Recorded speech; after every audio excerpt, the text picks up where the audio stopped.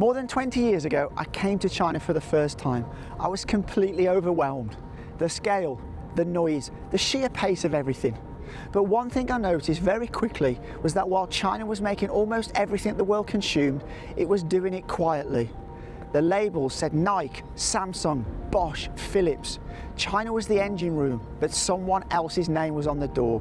For decades, the world's factories sat here in cities like Ningbo, Shenzhen, Guangzhou, producing goods of every kind for Western brands. The arrangement made obvious economic sense. China supplied the labour, the scale, the logistics. The Western companies supplied the brand, the marketing and the margin. Chinese factories got the work, Western companies got the credit. But something has been shifting, and I don't think enough people outside China have noticed it yet. Over the last decade, the quality coming out of Chinese factories has improved dramatically, and the companies making these things started asking a very reasonable question. Why are we putting someone else's name on this? Today, I'm in Ningbo, one of China's great industrial cities, visiting 5 companies, each in a different sector, each with a different story, but all pointing in the same direction. Chinese brands are going global, and some of them are already much further along than you'd think. We've got a kitchen appliance maker whose factory floor would make German engineers nervous, a power strip company that's now building EV charging infrastructure, and a highly automated car factory that's using the latest 5G technology. A heritage suit brand running its production on 5G, and an ergonomic desk company selling in 75 countries. You've probably seen their stuff and didn't even know it was Chinese. So, without further ado, let's go check it out. First up, Fotile. Now, if you're watching outside of China, you probably haven't heard of them. But in this country, this brand is enormous. They make kitchen appliances, range hoods, dishwashers, water heaters, and they've spent 30 years doing just that one thing and trying to do it better than anyone else in the world. Fotile was founded here in Ningbo in 1996, and that singular focus shows in what they've built. This facility, the Fotile Future Factory, has racked up a series of industry firsts. The first automated stamping line for range hoods in China, the first intelligent automatic assembly line for range hoods, the first smart assembly line for water heaters. These aren't incremental upgrades, they're fundamental changes to how kitchen appliances get made. I'm surrounded by Fotile's patents all around me. It's quite incredible that they have a total of about 17,000 patents. I can't believe that's possible on domestic appliances. What I find interesting about Fotile isn't just the manufacturing speed, it's what that speed and consistency enables. When you can make products this reliably, you can invest heavily in design, materials and features without worrying about quality slipping. And looking around this showroom, these products would look completely at home in a high-end kitchen anywhere in the world. The gap between made in China and premium quality for products like this has essentially closed. And the numbers that come out of this factory are pretty staggering. Every 25 seconds, a finished range hood or dishwasher rolls off the line. Every 13 seconds, one of those big curved collector hood shells gets produced. That's not just fast. That's a level of precision, mass manufacturing that most people still associate with German or Japanese factories. But it's happening right here. If you want a single image that captures how far Chinese manufacturing has come, this might be it.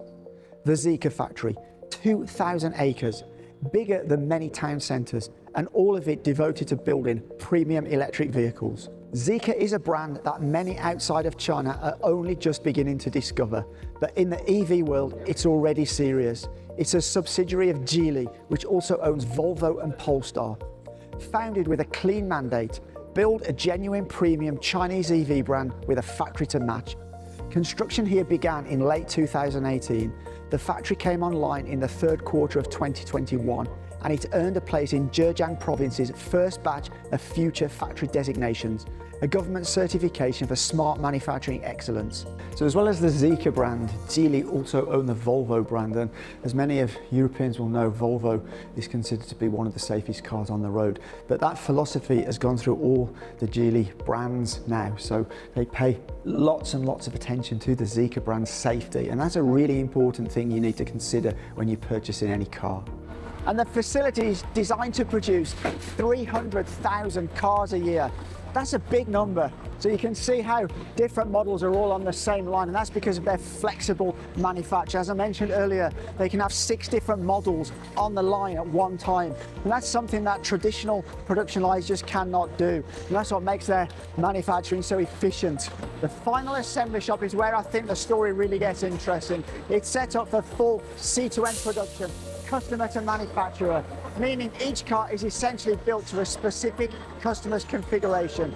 Chassis, joining, glass installation, tyre fitting, all fully automated with intelligent torque control systems and machine vision checking at every stage. That level of customization at this kind of volume is genuinely hard to do. It's so cool, there's like a little robotic truck with all the screws and nuts and bolts on, and he kind of follows the guy, and he's exactly where he needs to be when he's putting the bolts and screws on. That's so cool. All right, anyone who's lived in China more than a few weeks knows this brand, Bull, Gongyu, the power strip. They're in every apartment, every office, pretty much every room. Reliable, affordable, absolutely everywhere.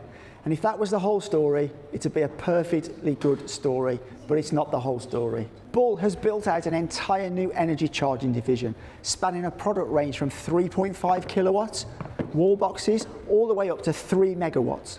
For context, 3 megawatts is what you need to charge a fleet of heavy trucks at scale. Bull is covering that entire spectrum, and all their charging products carry China's mandatory 3C certification.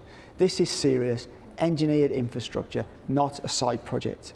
So this kind of manufacturing is very, very difficult to automate because there's a lot of feeding wires and things like that.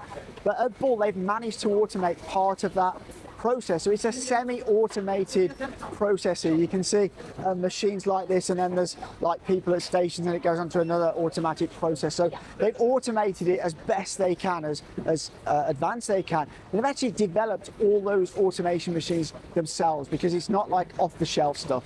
So this production line behind me is a fully automated production line making these 3-way power adapters. And the mind-blowing figure, it produces 1 every 2 seconds. That's 30 per minute of these. That is just insane. No wonder Chinese manufacturing is next level. Just incredible. And you can see by the scale of this place, just look how many production lines they have. What? There must be 15, 30, 45, 60. There's at least 60 production lines all making these kind of adapters, and finally they're all boxed up like this, ready to go all over the world. As you can also see in this factory, there's AGVs everywhere taking finished product from the factory floor into the warehousing. And it's amazing how like so many factories in China are using all this AGV for so much stuff. It really makes things very efficient. Their digital charging platform now manages over 2,200 stations, more than 35,000 individual charging ports, and nearly 62,000 registered EV users across China. On the commercial side, they're offering integrated solutions for truck stops, urban motorways, commercial energy storage projects, and rural highway corridors. Same company, same engineering DNA, very different scale of ambition, and I think that ambition is going to start showing up in international markets sooner than most people expect. Loctek is one of China's leading smart home and ergonomic office furniture companies. They design and manufacture height-adjustable standing desks, monitor arms, ergonomic chairs, smart fitness chairs, and a growing range of bedroom furniture, all built around human ergonomics. They hold more than 1,000 patents globally. They're the real thing. What makes Loctek's global strategy particularly interesting is what sits behind the products. They've built out a network of overseas public warehouses, not just for their own products, but as logistics infrastructure service for other Chinese companies trying to expand abroad. In other words, Loctek isn't just exporting desks, they're exporting the capability to export. They're building the roads that other Chinese brands will travel on. Just look at this model. This is their warehouse infrastructure. The scale of it, this kind of logistics investment isn't built by a company that's thinking short term. Loctek is building for a world where Chinese branded goods, their own and others, are as familiar to international consumers as any Western brand. And frankly, when you look at what's already on shelves in Europe and North America, that world isn't coming, it's already here. Yungor, or Yagor in Mandarin, is one of China's most oldest apparel brands. Founded in Ningbo, it grew into the dominant force in Chinese menswear. Their men's shirts have held the #1 market share position in China for 29 consecutive years. Their men's suits for 26 years. In any market, in any product category, that kind of sustained market leadership is an extraordinary achievement. The product quality here is genuinely high. Good fabrics, proper construction, the kind of attention to detail you'd associate with established European tailoring brands at a similar price point. But the challenge for Yungor, and for Chinese apparel brands generally, is that fashion is deeply cultural. International brand recognition in clothing takes decades to build.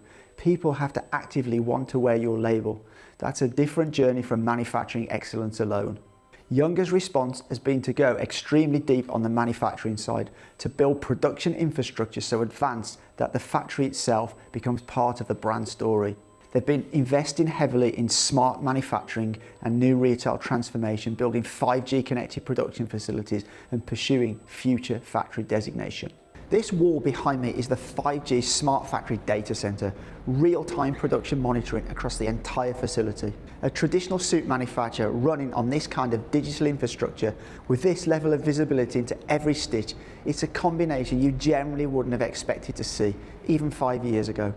The international apparel market is a real tough one for any new entrant, but Yungor has something most newcomers don't. 29 years of proven market leadership, deep manufacturing expertise, and the patience that comes with it. And after all that amazing manufacturing, this is where it ends up, already unpacked, waiting to go to a store or to the customer. And for me, it's fascinating seeing this. It's hard unless you come here to imagine manufacturing of suits, bespoke suits on such a massive scale. You know, this place runs like this day after day after day, and you can just see the amount of products going around. It's just mind-blowing. So when all those goods are manufactured in the factory, once they leave the factory, where do they go? Well, they come to a port like this here in Ningbo. This is not just any port. This is the largest port in the world by cargo. In 2025, it handled 1.4 billion tons of cargo. That is absolutely massive. It has a total of 190 berths and can handle some of the biggest cargo container ships in the world, because it's also a deep water port. As well as that, it has ro-ro facilities, roll-on, roll-off car ferries. So a lot of the car exporters, like the Zeekr factory we went to, their cars will come here and go onto ferries to go to other countries around the world. What's changed, and what these 5 companies represent, is that Chinese manufacturers have stopped being content with that arrangement. Fotile decided they wanted to be the world's best kitchen appliance brand, not just make kitchen appliances for other brands. Bull decided the transition to electric vehicles was an opportunity, not a threat. Zeekr decided that premium and Chinese didn't have to be a contradiction. And Yungor decided that a 5G smart factory was part of what a suit brand needed to look like in 2026. And Loctek decided that building global logistics infrastructure was as important as building good products. 20 years ago, Made in China was a label that said affordable. Today, sitting here, having spent the week inside these factories, I think it's becoming a label that says something else entirely. Let me know in the comments what you think. Which of these 5 companies surprised you most? And if you want to see more from Ningbo and beyond, hit the subscribe button. There's a lot more of this story to tell. But as always, from Ningbo, for now, take care.